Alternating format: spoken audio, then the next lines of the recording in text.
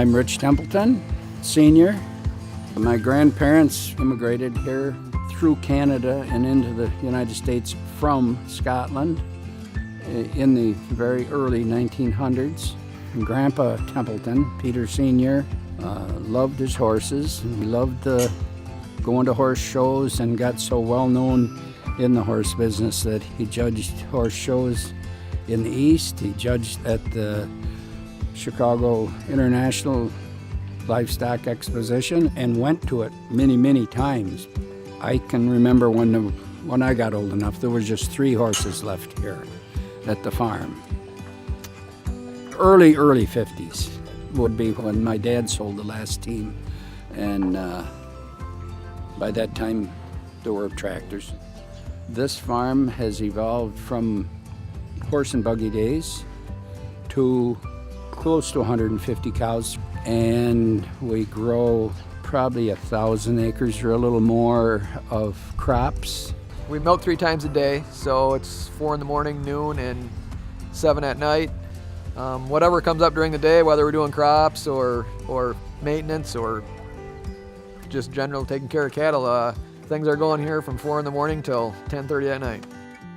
A lot of guys, their dads want to hang on forever, and our parents have been very good to us to let us take over management roles, buy into the farm as things progress. He wanted to make sure that we could do all aspects of the farm, so he quit doing certain jobs and made sure that we could do those jobs. For the future of farming, the equipment, it's all got so large and it's so sophisticated. When I started farming, we had a 4-row corn planter, and now guys are using 24-row planters and tractors that steer themselves. And guys at that time, there was still some guys milking with buckets, and carrying milk to the cooler. And now, not that we have a robot, but robots are milking cows. So things have changed. In 25 or 30 years, it's a huge change. With us milking cows, it's went from not knowing any information at milking time to now, we milk in a parlor where we milked in stanchions before. In the parlor, we have automatic takeoffs. It comes off a little sooner, and they're not being over milked. You get better quality milk, and it's better for the cows. As far as in the field, we have GPS for planting, and helps us with making sure, we've got a lot of uneven fields. We're not overplanting, and each row is straight. We used to go out and plow, and whoever could plow the straightest furrow in the neighborhood, everybody knew that. You didn't want to leave skips between your grain drill.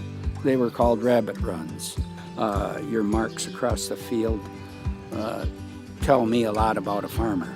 They really do. But when you got every row is as straight as a string, he's got help. Dad he says he doesn't like it, but he does. He's still old school enough to where he'd like you to drive a straight row without the satellite telling you. Farming is my lifestyle.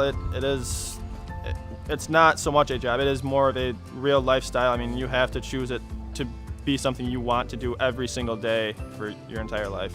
It's something it's in your blood. It's what you want to do. Probably the thing I hate the worst is probably hauling manure in the winter. That's an everyday job, whether there's cattle, there's stuff to clean up afterwards. Building a woven wire fence or picking rocks, they both were about the same quality of work as far as I was concerned. Didn't like either one of them, but we had quite a few rocks to pick, and we had quite a lot of fence to keep up. I get to be outside, and I get to work with the cows, and that's my main thing. I love working with the cows. My dad and uncle have been very gracious to allow me to make more of the decisions on what bulls we buy. I loved breeding for very good cows, so that's been a very rewarding thing for me to get to breed a cow, watch her have her calf, and watch that calf grow up into a producing cow. It's a very good feeling to watch that happen. Being a farmer, you get to reap they say reap the harvest, and it's a very rewarding feeling to put that crop in the ground and in the fall get it out. It's been a great life. We've had our hardships, like everyone does, and struggles, but it's been a very, very good life. There's generations of people, and it doesn't matter which portion of the county you're in, that there's strong family farms that those people hand those farms down, and those people have strong ties, you know. I mean, it's everything we strive for here is so that our next generation, you know, can continue, and that's the same throughout the county, and I think it's a really important part that I don't think it's going to go away.